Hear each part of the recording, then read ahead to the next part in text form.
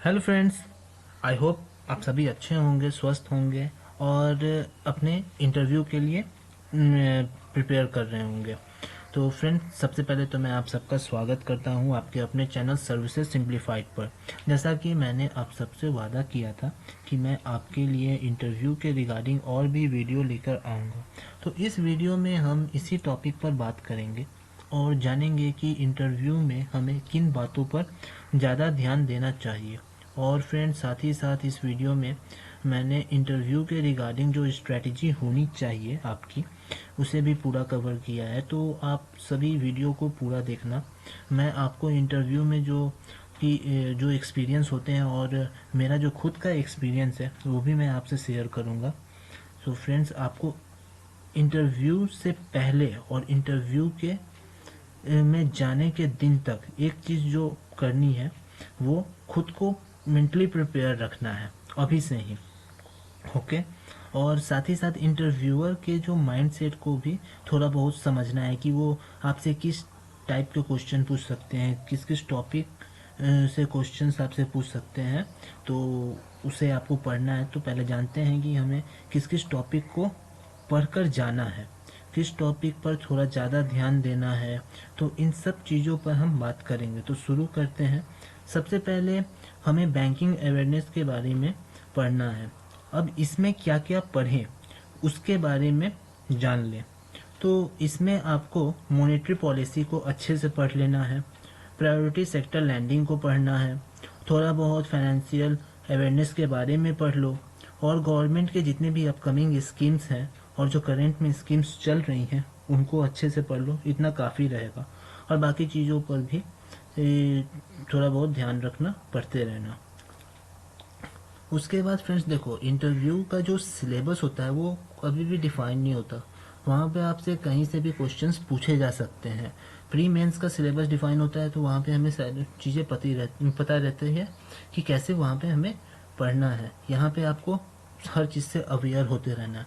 तो उतना पढ़ लो जितना में इंटरव्यू में आपको कोई प्रॉब्लम ना हो। बैंकिंग अवेयरनेस जब आप पढ़ लोगे तो आपको खुद में ही एक कॉन्फिडेंस बिल्डअप हो जाएगी, ठीक है। और वो काफ़ी हेल्पफुल रहेगा आपके लिए। जैसा कि फ्रेंड्स, हम इंटरव्यू में एक चीज़ और होता है कि इस क्वेश्चंस को कैसे हैंडल करें। तो क्वेश्चंस को स्मार्टली हैंडल करना है, क्योंकि इंटरव्यूअर आपसे किसी भी टॉपिक से क्वेश्चन पूछ सकते हैं। तो आपको खुद को अवेयर रखना होगा, अटेंटिव होकर उस क्वेश्चंस को सुनना होगा, उसके बाद उसका आंसर देना होगा। तो सबसे पहले आपको बैंकिंग और फाइनेंशियल अवेयरनेस को अच्छे से पढ़ना होगा। और आप इससे कर सकते आप इससे कहाँ से पढ़ो, कैसे पढ़ो, क्या सोर्स इसके लिए यूज करो। तो बहुत सारे सोर्स है, लेकिन अभी आप जो सबसे सटीक सोर्स है, यूट्यूब पे एक्सपर्ट्स के वीडियोस हैं, आप उसे प्रेफर करो, आपके लिए ज़्यादा अच्छा रहेगा और वो काफ़ी इफ़ेक्टफुल भी रहेगा।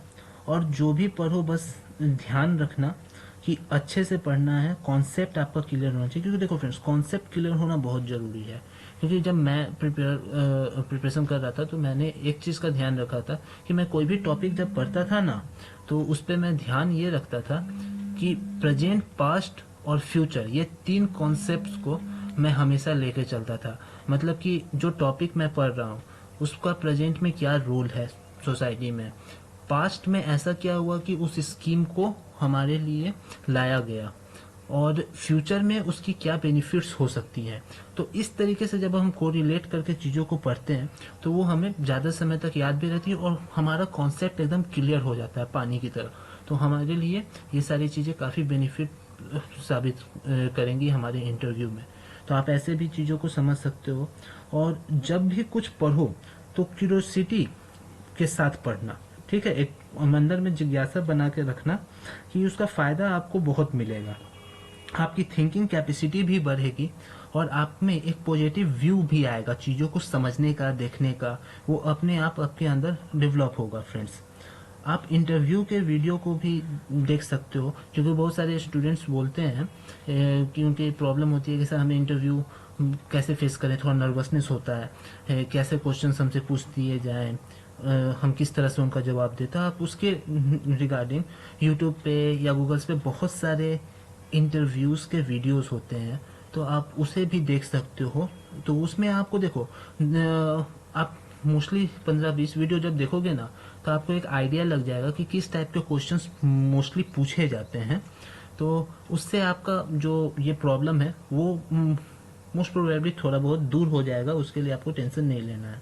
आपको मेनली कुछ कॉमन क्वेश्चंस वहां से आप उठा भी सकते हो कि कैसे क्वेश्चंस पूछे जाएंगे, आपको उसको कैसे जवाब देना होगा। ठीक है फ्रेंड्स। तो उसके बाद अगर हम बात करें तो इंटरव्यूअर जो होता है वो स्टूडेंट से करंट इवेंट से रिलेटेड भी क्वेश्चंस पूछते हैं। ठीक है। तो करंट इवेंट रिलेटेड जो भी टॉपिक होगी उससे आपको क्वेश्चंस आएंगे, आपको उसके लिए भी प्रिपेयर रहना। और कुछ क्वेश्चंस जो होते हैं वो इंटरव्यूअर के बहुत ही पसंदीदा क्वेश्चन होते हैं। वो हर इंटरव्यू में बच्चों से पूछता ही है घुमा फिरा के। ऐसा समझो कि वो उसका ब्रह्मोस्त्र है। ठीक है। उसका ब्रह्मास्त्र है, उसको चलाना ही है इंटरव्यूअर को कैंडिडेट्स पे। तो जैसे कि वो आरबीआई से रिलेटेड क्वेश्चंस हो गए, एनपीए से रिलेटेड क्वेश्चंस हो गए, तो ये सब क्वेश्चंस वो आपसे पूछेंगे और आपको उसका जवाब देना होगा। उसके लिए वो समझते हैं कि ये ऐसे चीज़ें हैं जिससे बच्चों को अवेयर रहना है और अच्छे से चीज़ों को बताना है उनके लिए। तो इस सब टॉपिक के क्वेश्चंस इंटरव्यूअर आपसे पूछेंगे, तो आपको अच्छे से इसका जवाब रेडी रखना होगा, तैयार रखना होगा। से रिलेटेड आप अच्छे से पढ़ लेना। और बैंकिंग स्कीम के रिगार्डिंग भी आप नॉलेज रखना, क्योंकि ये सब भी क्वेश्चंस आपके आ सकते हैं। जैसे कि बैंकिंग स्कीम के रिलेटेड अगर आप लोन रिगार्डिंग बात कर लो, लोन के कितने टाइप्स होते हैं वो सब देख लेना। रिटर्न पॉलिसी के बारे में पढ़ लेना, ये रिटर्न पॉलिसी के बारे में अच्छे से पढ़ लेना, ये इम्पोर्टेंट है। और भी जितने स्कीम्स हैं जो चल रहे हैं उसको थोड़ा सा देख लेना।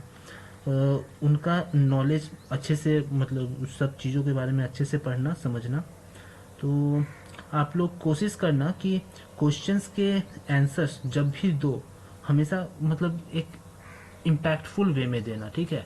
स्मार्टनेस के साथ देना, तो उसका एक अच्छा इम्पैक्ट बनेगा इंटरव्यूअर पे, और वो आपका एक अलग स्केल पे आपको जज करेंगे वो।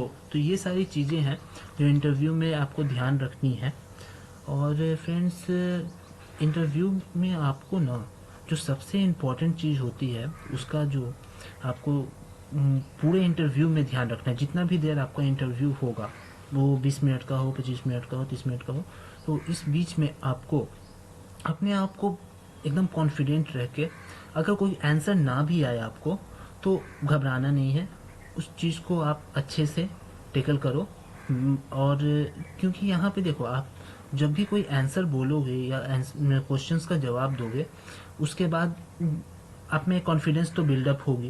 लेकिन जब आप किसी क्वेश्चन का आंसर नहीं देते हो तो आपके अंदर थोड़ा एक वो हिचक होती है कि अब आगे क्या होगा, मुझे नहीं आ रहा है, सामने वाला क्या मेरे बारे में सोच देगा। तो वैसा कुछ नहीं है, जरूरी नहीं है कि सबको सब कुछ आए। ऐसा होता है, वो भी एक्सपर्ट्स हैं लेकिन उन्हें भी हर चीज़ की उतनी नॉलेज नहीं होगी। तो वो चीज़ें कॉमन है, इसके लिए आपको घबराना नहीं है। जो चीज़ें आए उसको बहुत अच्छे से प्रेजेंट करो। एक अपना प्रेजेंटेशन स्किल अच्छे से रखना, कम्युनिकेशन स्किल को बिल्डअप कर लो। अगर थोड़ा बहुत उसमें वर्क करने की ज़रूरत है तो उन सब चीज़ों को सुधार लो, अभी समय है आप लोगों के पास। तो ये सारी चीज़ें हैं जो आपका इंटरव्यू काफ़ी अच्छा बना सकता है और आपको सेलेक्ट करवा सकता है। तो इन सब चीज़ों पे आप ध्यान रखोगे तो आपका इंटरव्यू काफ़ी अच्छा जाएगा और आपके सेलेक्ट होने के पूरे चांसेस बनेंगे। और भी जो भी आगे की जानकारियाँ होंगी वो मैं आपको time to time up to date करते रहूँगा। और अभी आप इतना ये सब चीज़ों पे ध्यान दो, पढ़ो। मैं और भी जो भी इंटरव्यू के रिगार्डिंग चीज़ें आएंगी मेरे माइंड में, उन सब चीज़ों को मैं आगे के वीडियो में ऐड ऑन करके आपके पास लाऊंगा। ठीक है फ्रेंड्स, तब तक के लिए थैंक यू। और आप सभी को ऑल द बेस्ट आपके अपकमिंग इंटरव्यू के लिए। अच्छे से पढ़ना और कॉन्फिडेंट होकर अपना इंटरव्यू देना और जल्दी जल्दी आप लोगों का सिलेक्शन हो जाए।